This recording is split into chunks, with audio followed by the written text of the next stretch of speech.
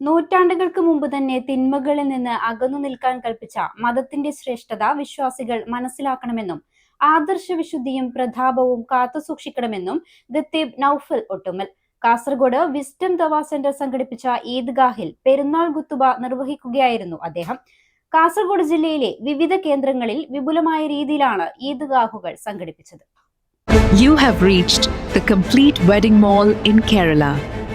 രാജകുമാരിയുടെ വിവാഹ വസ്ത്രം അതിഗംഭീരമാക്കാൻ പോകുന്നു.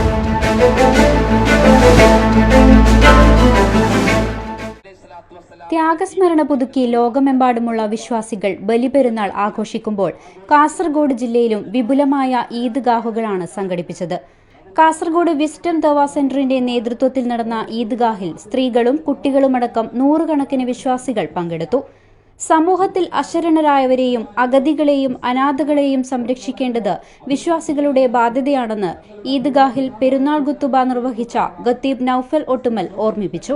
30ഓളം തവണ ഒരു മുസ്ലിമിന്റെ ജീവിതത്തിൽ അവന്റെ പ്രാർത്ഥനകളിൽ, അവന്റെ ആരാധനകളിൽ, അവന്റെ അദ്കാറുകളിൽ നമ്മുടെ പൂർവ്വപിതാവ് ഇബ്രാഹിം നബി അലൈഹിസ്സലാത്തു വസ്സലാമിന്റെ നാമം സ്മരിക്കുന്നുണ്ട്. ആ പ്രവാചകൻ ഒരു സെലിബ്രിറ്റി അല്ല, നാട് മുഴുവനും ഫോളോ ചെയ്യുന്ന താൽക്കാലികമായ ഒരു നേതാവല്ല പ്രവാചകൻ.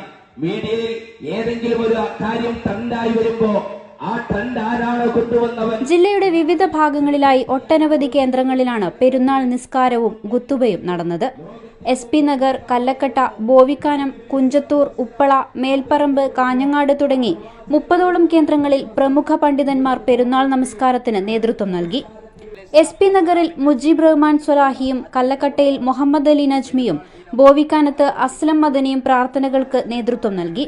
കുഞ്ചത്തൂർ, ഉപ്പള, മേൽപ്പറമ്പ്, കാഞ്ഞങ്ങാട്, മൊഗ്രാൽ, പട്ല, ചൌക്കി, ബേവിഞ്ച, നീർച്ചാൽ, കടമ്പാർ, മിയാപ്പദവ്, ബന്ദിയോട്, പെരുമ്പട്ട, ഓരിമുക്ക്, പൈവളിക, ബംബ്രാണ, മുഗുറോഡ്, ഉദുമ, പടിഞ്ഞാറ്, പെർള തുടങ്ങിയ പ്രദേശങ്ങളിലെല്ലാം വലിയ ജനപങ്കാളിത്തത്തോടെയാണ് ഈദ്ഗാഹുകൾ സമാപിച്ചത്. പരസ്പരം ഈദ് ആശംസകൾ നേർന്നും സ്നേഹം പങ്കുവച്ചുമാണ് വിശ്വാസികൾ ഈദ്ഗാഹുകളിൽ നിന്നും മടങ്ങിയത്. News 14 live, Kasaragod.